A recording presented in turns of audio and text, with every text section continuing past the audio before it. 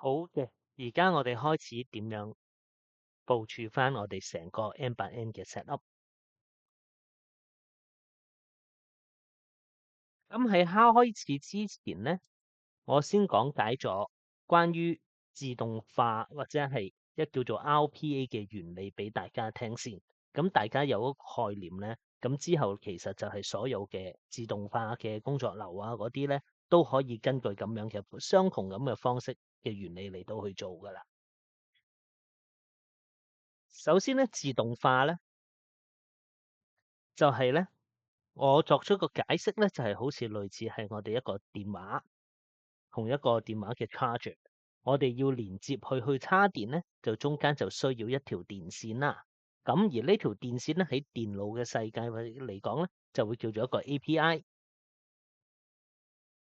咁咩嘢係自動化嘅工作流咧？咁呢度我舉個例子啦，就係可以，比如話我哋首先透過一個 ChatGPT 嘅 API 連接咗落去 Google 嘅 review 或者 Google 嘅 business profile 嗰度咧，我哋睇翻，比如話我哋個生意，我哋個店鋪入面有冇人喺我哋個 Google 嗰度留啲好評啊、差評嘅，咁佢個 AI 睇得到啦。咁就自動會發出一個信息過去我哋個電郵嗰度。咁以前咧未有呢啲工作流之前咧，我哋就需要人肉即係每一日啦，都要再翻去睇一兩次啫。有冇人俾差評啊，或者俾好評啊？咁所以咧，如果透過自動化咧，咁呢個程序咧就可以變到由機器人嚟到去做噶啦。咁而家咧，自動化嘅工具咧，主要有幾大門派啦。今日我會先想講咧，就係一個 N8N 嘅。咁其他其餘好似嚟 Zapier 啊、Make 啊嗰啲都係幾大眾化嘅軟件嚟嘅，不過就需要錢啦。咁而 Pabbly 咧，其實都係一個唔錯嘅軟件嚟嘅。而 RPA 咧，咁我講解翻 RPA 係叫咩啦？咁 RPA 佢係一個類似係一個機械人嘅自動化流程。咁佢就係類似係我哋會先做咗一個嘅 RPA 嘅機械人咁樣，咁佢就會自動打開我哋嘅瀏覽器啊，或者一個軟件啊，然後佢就會同我哋操作，好似例如一啲 copy 啊、paste 啊嘅工作，或者係執行一啲嘅簡單化嘅任務嘅。而呢啲嘅任務咧，嗰個對比咧，就係好似一啲比較古舊嘅軟件，而佢冇一啲嘅 API 嘅支持咧，咁我哋就需要用咁樣嘅工作嚟到去做啦。例如好似比如我哋要自動化貼文章去小紅書，小紅書未有 API 嘅時候咧，我哋就需要用 RPA 呢啲嚟去處理。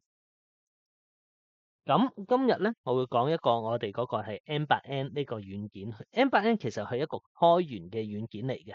咁開源嘅意思即係其實佢係唔需要俾一啲咩費用嚟到去使用嘅。咁其實呢個就係比較好嘅方式啦。咁如果使用 N8N 咧，其實就有兩種方法嘅，或者係三種啦。第一種就係安裝喺我哋自己個電腦度，喺我哋自己嘅電腦度執。咁第二個咧就係咧，我哋就係俾錢 N8N 公司嗰邊咧，俾佢哋嘅雲端託管嗰度服務，咁佢就會收翻佢一個託管費嘅。咁而第三個咧，就係今日我會想講嘅就係我哋 download 咗我哋一個嘅自動化嗰個 N8N 落嚟之後咧，咁我哋自己開翻一個伺服器出嚟，就自己做一個雲端嚟到去使用嘅。咁我先講解翻，例如 N8N 佢哋而家官方嗰個價格啦。如果係大家用佢哋個服務嘅話咧，咁佢哋其實係收最低銷就係20蚊歐羅，咁就支持就係 2.5K 嘅 workflow 啦。咁一個 workflow 即係比如一個自動流嘅嗰個費用啊。咁有50磅啊，或者係去到 business 嘅就可以600幾歐羅，其實都會有嘅。咁今日咧，我會講解咧，就係我會係用一個叫做 Sabre 嘅軟件加 N8N 嚟到去我哋自行架設我哋自己嘅伺服器嘅。咁所有嘅操作其實都係好簡單。咁只要咧就係有基本學習能力嘅人啦，咁其實都可以做得到㗎啦。同埋咧就係、各位如果係有預算有限啊，同埋會長期使用咧，呢、個會係好適合嘅方案嚟嘅。因為我自己其實而家都用緊。咁點解我會揀 Sabre 咧？咁首先咧就係、因為5蚊雞月費就已經可以美金啊，就一個月咧就已經可以做晒所有嘢啦。咁直頭係唔需要諗啊。咁第二咧就係佢個執行次數其實都會比較方便嘅，因為就佢冇咗限制啊嘛。因為比如用翻我哋其他嘅，好似嚟 Zapier 啊嗰啲嘅軟件咧，佢係會一個月費會限制有幾多嗰個流程啊可以使用啦。咁跟住咧，其實就可以就係例如我哋可以設計自己嘅 AI agent 出嚟咧，其實嗰啲都冇問題嘅。咁而最好嘅方式就係因為其實佢係2分鐘咧，就已經可以部署到成個 N8N 嘅服務㗎啦。咁今日嘅教學咧，我就會講我哋點樣去架設一個 N8N 出嚟啦，同埋更新個 N8N 服務嘅。咁而家我哋開始。好嘅，我哋而家就係講解點樣 set up 我哋嘅 N8N。咁首先我哋嚟到 Sabre 嘅網站度啦。咁我哋先睇睇佢個價錢先。咁佢係有3個計劃，通常都係會用5蚊雞呢一個㗎啦。咁我亦都會分享埋咧我嗰個邀請碼，咁大家都可以有翻一個5蚊嘅 credit 去試玩嘅。咁我哋點樣去設置咧？嗱，當大家點選入去中間度登記購買之後咧，咁我哋就點選翻 templates。咁之後咧，我哋可以係見到，譬如喺度 search，喺度有 N8N 啊，或者有唔同嘅服務嘅。咁例如我哋用 N8N 啦，或者我哋喺度 search 翻 N8N 啦，咁係都會有出到嚟。但係就我哋都會揀翻呢一個啦，即係佢呢度都係最多人去用啊嘛。咁當我哋點選入嚟啦，咁之後咧，我哋就撳 deploy。佢呢度咧就會問翻我哋呢個 N8N 嘅 server 係需要叫咩名，同埋因為佢呢一個連接嘅網址係我哋日後都會用嘅，例如我哋叫 N8N testing 咁樣，都俾人用咗，好似 N8N，好似我哋叫丟記啦，丟記，嗱好似。嗱，咁之後我哋就撳 set up 啦。但係大家記住喎，喺度撳 set up 嘅時候咧，佢係會問我哋到底嗰個 server 或者個 cluster 或者叫做 cluster 會擺喺咩地方？盡量避免唔好用香港，因為如果我哋要行 AI 咧，咁好多都會行唔到嘅。咁我哋嚟要揀翻係日本啊、加州啊、台灣啊，其實嗰啲都 OK 嘅。咁我就會偏向揀翻日本嘅。咁之後我就撳翻 confirm。咁之後咧，佢就會話我哋要安裝呢兩個 project 啦。咁我哋就要等一等佢去等佢安裝好。當我哋咧 set up 好我哋嘅 N8N 服務咧，咁呢一個咧就係其實我頭先 set up 好嘅 N8N。咁我哋大家點擊入去啦。咁咧你就會見到佢係會有兩種 service，一個 Postgres 同埋 N8N。咁我哋就點選翻喺度 N8N 嘅功能嘅。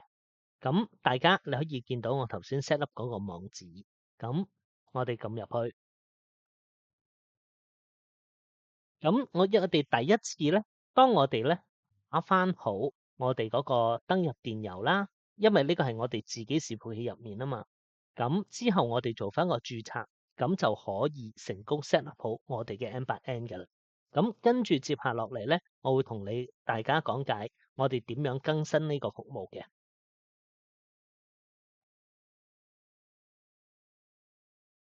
當我哋入到咧，我哋而家 N8N 界面嘅時候，咁我哋可以留意喺呢個熒光幕下面嘅右手邊同左手邊，咁其實佢呢度係會有講話，我哋而家嗰個版本係有唔同嘅更新。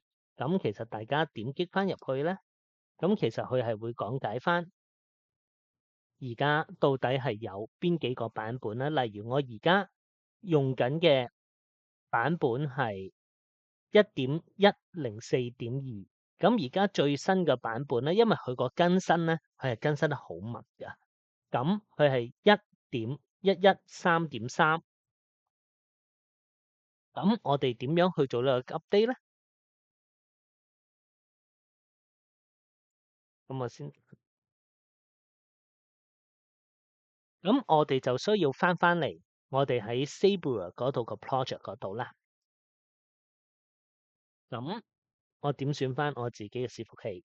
嗱，因為當我哋要做更新嘅時候咧，我哋首先要將我哋而家嘅伺服器停咗佢嘅。咁首先我哋點樣整咧？我哋先點選翻我哋嘅喺 setting 嗰度啦。我哋先撥到落最低，就係 suspend service。咁我哋就係打翻 N8N 先。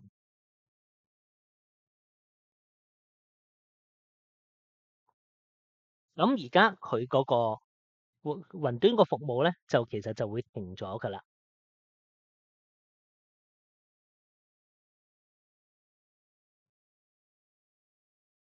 咁而家就係啦，大家嗱，咁大家亦都可以留意到，而家成個雲端服務咧係停咗噶啦，因為我撳停咗個機啊嘛。咁我哋點樣更新翻咧？咁我哋就係都喺翻 setting 呢個位置咧，我哋去翻 image 呢個位置度。咁頭先咪話我哋佢有一個更新嘅，因為而家我個版本係1.104.2啊嘛。咁而家最新個版本係1.113.3。當我哋改翻呢個 number 之後，我哋 save，咁佢就已經係可以更新咗。之後咧，我哋咧就重新開翻我哋嗰個機。咁點開咧？就去翻前面界面，我哋撳翻 restart。咁之後咧，我就等翻幾分鐘咧，咁佢個服務咧就會重置翻噶啦。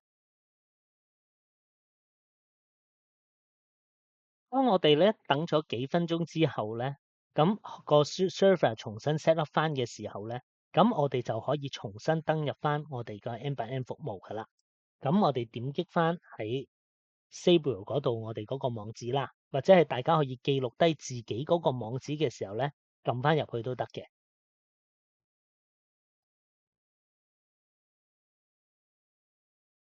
咁而家我哋成個 N8N 新嗰個服務咧，咁其實已經更新咗噶啦。